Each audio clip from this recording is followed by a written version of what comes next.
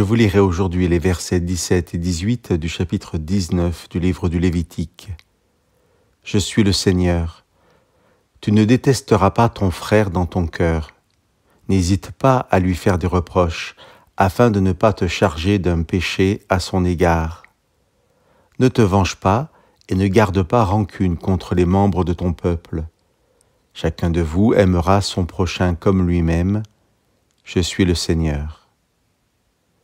Ne pas détester l'autre, ni se venger de son mal, ni même garder rancune. Et pourtant ne pas hésiter à le reprendre, le réprimander, lui faire des reproches pour ne pas être complice par notre silence du mal qu'il pourrait nous faire. Nous avons parlé dans l'émission 352 de deux types de jugements. Celui qui porte un regard critique sur une situation, un événement, une personne, et qui estime la valeur de cela, et un jugement qui condamne la personne ou l'enferme dans l'acte qu'elle a commis. Notre texte d'aujourd'hui parle de la même réalité. Prenons l'exemple d'une personne qui m'aurait insulté. Il est de mon devoir, me dit Dieu, d'exprimer un reproche à cette personne. Lui dire « Tu ne peux pas me parler ainsi, je ne suis pas respecté si tu me parles ainsi ». En faisant cela, en exprimant clairement ce que la personne a fait, en la mettant face à ses responsabilités, je ne suis pas complice de son mal et je l'invite à prendre conscience de la gravité de ce qu'elle a fait.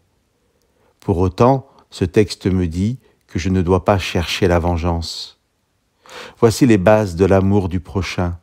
Savoir appeler le mal par son nom, mais savoir pardonner, ne pas enfermer la personne dans le mal qu'elle a pu faire.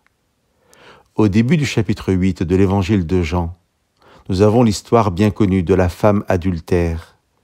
Des commentateurs de ce texte proposent que ce récit ne soit pas celui de la femme adultère, mais de la femme qui a commis un adultère. Cette différence n'est pas simplement un jeu sur les mots. Désigner cette femme comme adultère, c'est aussi l'enfermer dans son péché. Dire que c'est une femme qui a commis un adultère, c'est appeler le péché par son nom, mais c'est aussi sous-entendre que ce n'est pas ce qui caractérise cette femme pour le reste de sa vie.